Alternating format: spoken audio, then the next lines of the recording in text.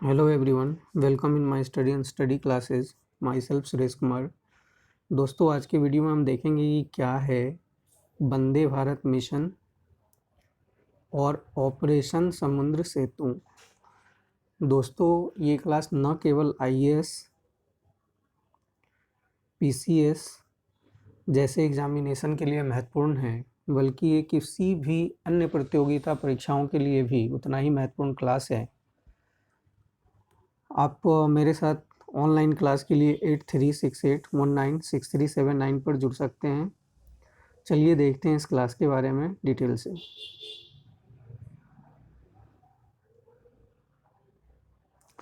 पहले हम देखते हैं कि वंदे भारत मिशन क्या है।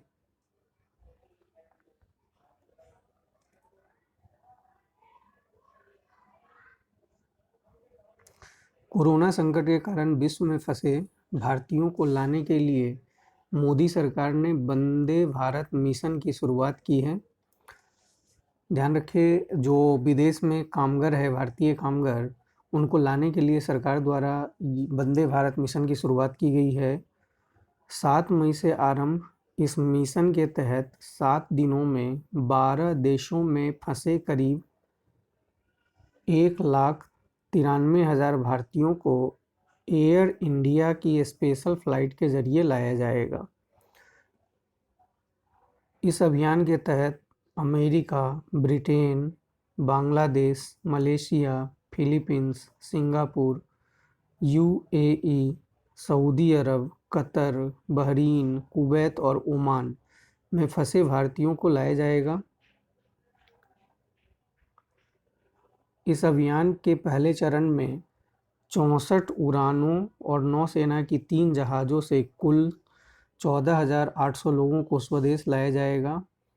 गल्फ देश से भारतीयों को लाने के लिए नौसेना की भी मदद ली जाएगी।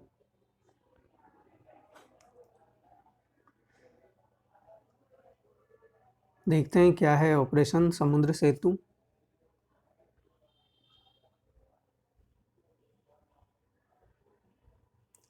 नौसेना ने अपने इस अभियान को ऑपरेशन समुद्र सेतु का नाम दिया है, यानी नौसेना द्वारा जो विदेश में फंसे भारतीयों को लाने का काम किया जाएगा उसे ऑपरेशन समुद्र सेतु का नाम दिया गया है। तो ये आपके लिए काफ़ी महत्वपूर्ण हो जाता है कि विदेश में फंसे हुए लोगों को लाने के लिए नौसेना ने कौन सा अभियान चालू किया था, तो ऑपरेशन समुद्र सेतु। और हमने देखा कि भारतीय एयरवेज द्वारा अभी हमने देखा कि वंदे भारत मिशन, तो ये भारत सरकार के लिए कहा जाए तो एक सराहनीय कदम होगा कि विदेश में फंसे हुए भारतीयों को लाना एक महत्वपूर्ण कदम है। और न केवल ये देश के हित में है, बल्कि एक देखा जाए तो वैश्विक पहचान जिस तरह से भारत की उभरी है उसके लिए भी काफ़ी महत्वपूर्ण हो जाता है। ऑपरेशन समुद्र सेतु के तहत देखते हैं और डिटेल चीज़ें। इस ऑपरेशन के पहले चरण में 8 मई से भारतीय नागरिक को मालदीव, याद रखेंगे, गणराज्य से निकासी अभियान शुरू होगा। पहले चरण में मालदीव से शुरू किया जाएगा, बाद में खाड़ी देशों से भी लाने का प्रक्रिया शुरू होगा। पहली यात्रा के दौरान, ये पहली यात्रा के दौरान कुल 1,000 नागरिकों को लाने की योजना बनाई गई है, जिसमें जहाज़ पर उपलब्धता और चिकित्सा सुविधाओं के साथ साथ सोशल डिस्टेंसिंग का भी ख्याल रखा जाएगा। यानी जहाज़ पे यात्रियों को लाने समय भी ये चीज़ें ध्यान रखे जाएंगे कि कोविड-19 संक्रमण जैसी समस्या फिर से न हो, और इसके कई सारे प्रावधान किया गया है। यहाँ सबसे महत्वपूर्ण हो जाता है सोशल डिस्टेंसिंग। इसके लिए सीमित मात्रा में यात्रियों को लाने का प्रावधान किया जाएगा।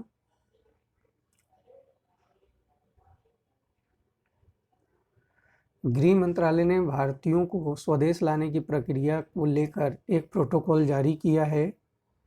इसके मुताबिक इच्छुक नागरिकों को सबसे पहले विदेश में भारतीय मिशन में एक फॉर्म भरकर रजिस्ट्रेशन कराना होगा। जिसमें कोविड-19 से संक्रमित होने का कोई लक्षण नहीं होगा, उन्हें ही स्वदेश आने की अनुमति मिलेगी। आइए देखते हैं इस प्रोटोकॉल के प्रमुख प्रावधानों में।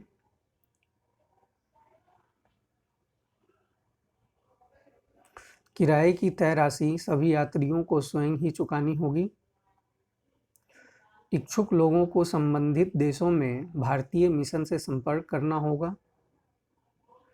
केवल कोरोना संक्रमण से मुक्त लोगों को ही मिलेगी आने की अनुमति।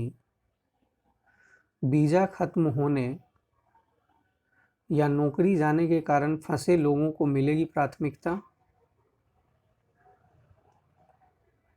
स्वास्थ्य या परिवार कारण से आने वाले लोगों को भी अहमियता दी जाएगी। वापसी के बाद सभी के लिए 14 दिन क्वारंटाइन में बिताना अनिवार्य होगा। 14 दिन के बाद सभी लोगों की कोविड-19 की जांच होगी। जांच नेगेटिव आने पर ही उन्हें बाहर जाने की अनुमति मिलेगी। दोस्तों, इस तरह के जो भी करंट के इशू होते हैं जो आपके एग्जामिनेशन पॉइंट ऑफ व्यू से काफ़ी इम्पोर्टेंट है, मैं हमेशा आपके सामने प्रस्तुत करते रहता हूँ। क्लास कैसा लगता है आप लाइक ज़रूर करें, कमेंट करें, क्लास को शेयर करें ताकि इसका फ़ायदा अधिक से अधिक लोगों को मिल सके। Thank you everybody, thank you watching for me.